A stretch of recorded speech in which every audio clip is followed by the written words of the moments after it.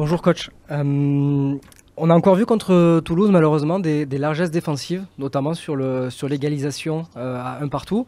Alors les associations en défense changent à chaque match depuis Auxerre. Mais quand vous, coach, vous voyez ces erreurs, ça vous fait quoi? Est-ce que vous avez l'impression que vos joueurs ne suivent pas les consignes défensives, sont limités, voire dépassés par moment? Merci.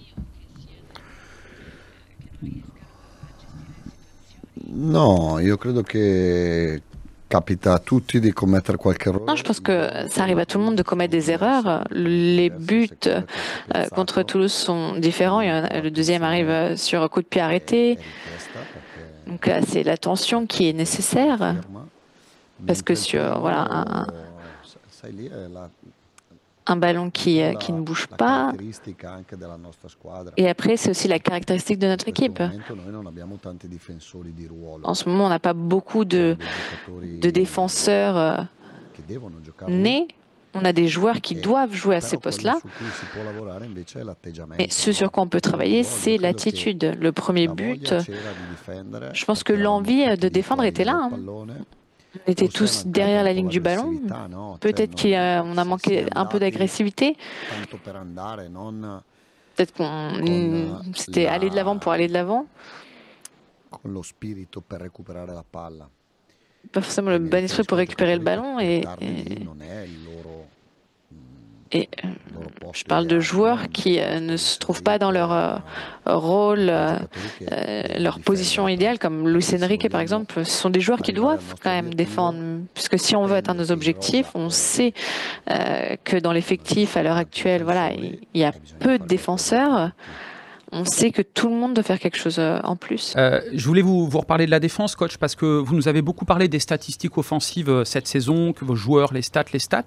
Et je me souviens, je ne sais plus quel match c'était, vous aviez pris un but à la fin après une victoire au Vélodrome. Vous disiez, ce but-là, moi, il m'énerve, on ne doit pas montrer à l'adversaire qu'il peut marquer. Est-ce que... Con le Havre. Le Havre. Est-ce que c'est important pour vous de ne pas prendre de but, ou est-ce que vous faites partie des entraîneurs, même si vous êtes italien, le fait de marquer un but de plus, ça vous suffit, un but de plus que l'adversaire et de gagner le match? No, io vorrei vincere 4-0. Non, moi, je voudrais remporter tous les matchs 4-0. Se voi fate una valutazione onesta, Mais après, si on fait une évaluation bisogna anche honnête, vedere la squadra che caratteristiche il faut ha. aussi voir les caractéristiques de l'équipe. Rongier sono giocatori Kondogbia, fantastici Rongier, anche quando ce sont des giocano joueurs in difesa, formidables, même quand ils jouent en però non sono défense. difensori. Mais ce ne sont pas des défenseurs. C'è poco da fare. E sì, vedo che possiamo giocare a 3. Il n'y a pas grand-chose à dire sur ça. C'est vrai qu'on peut jouer à 3, à 5, à 4. Mais à 4, avec une défense à 4, quels sont les défenseurs centraux à mettre là en ce moment? Qui est-ce que je peux aligner? Parce qu'on n'en a pas deux. Deux à l'heure actuelle, on n'en a pas. On en a un qui est Cornelius. Luis Felipe a réintégré le groupe, Balerdi n'est pas là. Et donc je pense que 3 défenseurs centraux, c'est mieux que 2. Ça fait un moment qu'on joue en plus sur ce schéma. Moi, j'ai toujours joué à 4 dans ma vie. Très peu de fois 3.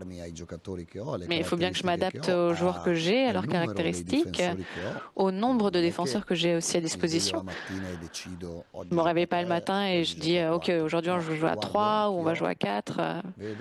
Non, je regarde, je vois les caractéristiques de mes joueurs et j'essaye de les mettre dans les meilleurs postes possibles pour eux.